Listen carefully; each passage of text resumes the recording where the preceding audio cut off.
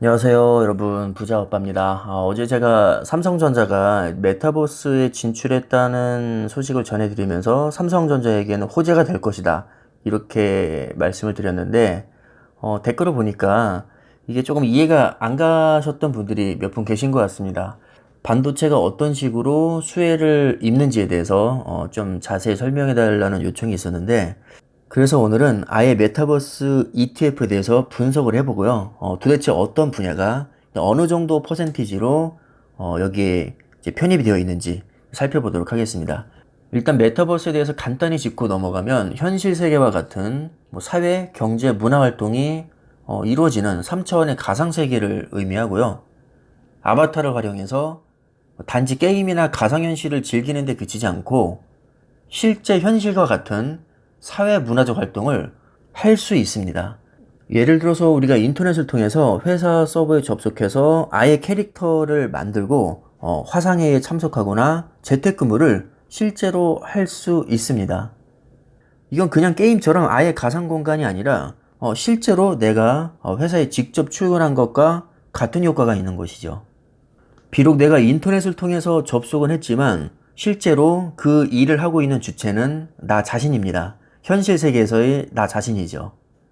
보통 메타버스 하면 뭐 아직 갈 길이 멀다. 이제 게임 분야에만 뭐 어느 정도 적용이 됐을 뿐이지 이게 말이 되는 얘기냐. 이렇게 좀 멀게 생각하시는 분들이 많이 계신 것 같은데 그렇지 않습니다.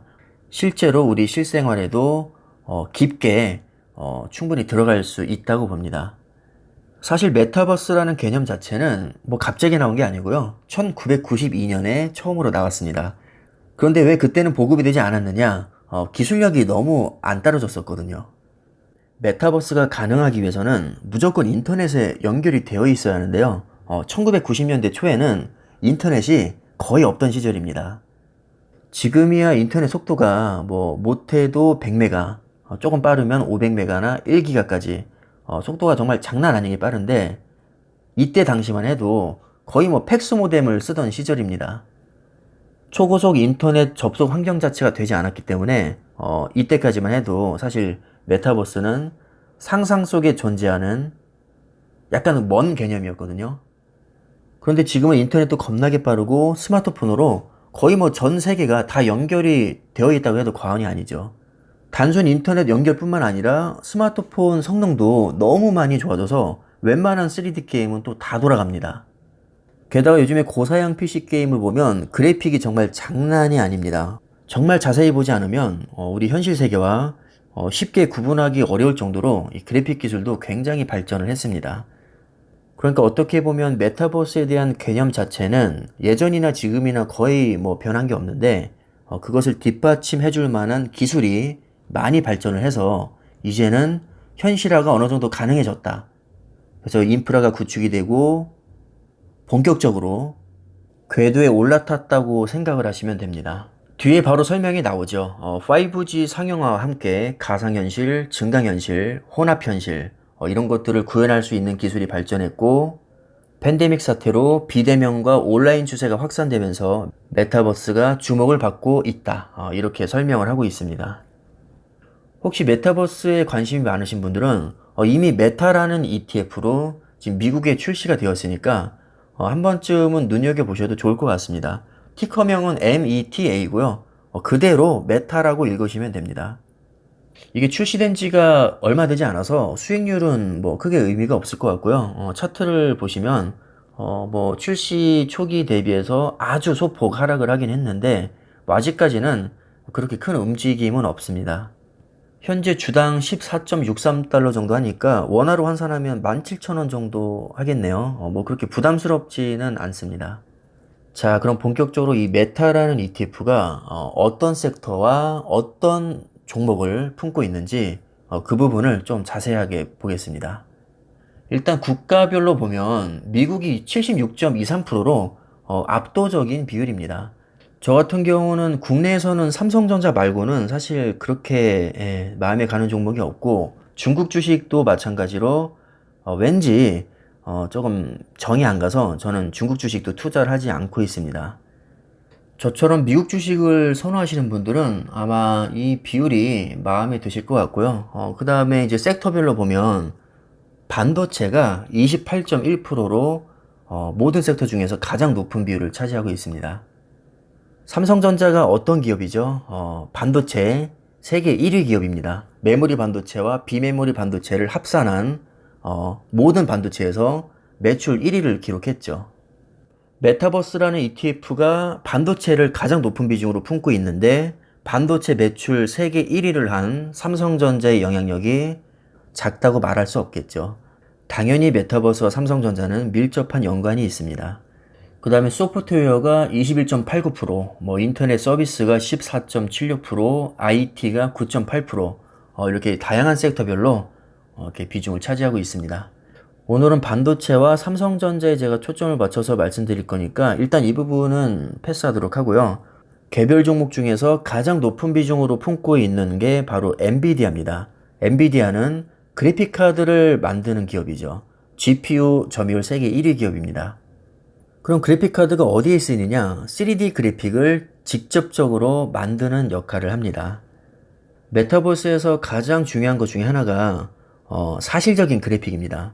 그래픽이 너무 구려서 현실감이 떨어지면 당연히 이 메타버스는 완전히 노잼이겠죠. 사실적인 그래픽이 뒷받침되지 못하면 이 메타버스는 성공을 할 수가 없습니다. 그래서 사실적인 그래픽을 만드는 데 있어서 이제 가장 중요하다고 할 수 있는 엔비디아가 이제 가장 높은 비중으로 투자가 되고 있는데 문제는 이 엔비디아는 GPU를 설계하는 기업입니다. 자체 공장을 보유하고 있지 않아서 설계만 할 수 있고요. 제조는 파운드리 전문 회사에서 담당하게 됩니다. 바로 그 파운드리에 해당되는 기업이 바로 TSMC와 삼성전자입니다. 그래서 지금 비율을 보면 TSMC가 3.86%로 탑 10 안에 듭니다. 그런데 삼성전자는 왜 빠져 있냐? 저도 그게 조금 마음에 안 드는데요. 삼성전자는 1.04%로 생각보다 좀 낮은 비중으로 투자가 되고 있습니다. 저는 정말 이해가 안 가는 게 마이크론 테크놀로지가 1.06%로 오히려 삼성전자보다도 더 높게 투자가 되고 있는데 저는 정말 말이 안 된다고 생각을 하거든요. 왜냐하면 삼성전자는 메모리 반도체 세계 1위 기업인데다가 심지어 파운드리 사업도 하고 있습니다. 그리고 비메모리 설계 사업도 하고 있고요. 심지어 5G 통신 장비 사업도 하고 있습니다. 5G가 결국에는 무선 통신이니까 이 메타버스에도 정말 큰 영향을 줄 수 있거든요. 그런데 이렇게 규모가 크고 메타버스와 접점이 많은 삼성전자가 오히려 메모리 반도체 세계 3위 기업인 마이크론보다도 지금 더 낮은 비중으로 투자가 되고 있다는 것은 저로서는 납득하기가 굉장히 어려운 부분입니다. 더 웃긴 게 뭔지 아세요? 지금 엔비디아 GPU를 삼성전자에서 제조를 하고 있다는 겁니다. 이게 다가 아닙니다. 그래픽카드에는 GPU뿐만 아니라 이 그래픽 전용 D램도 반드시 들어가야 되는데 이 그래픽카드 전용 D램도 삼성전자가 점유율 1위입니다.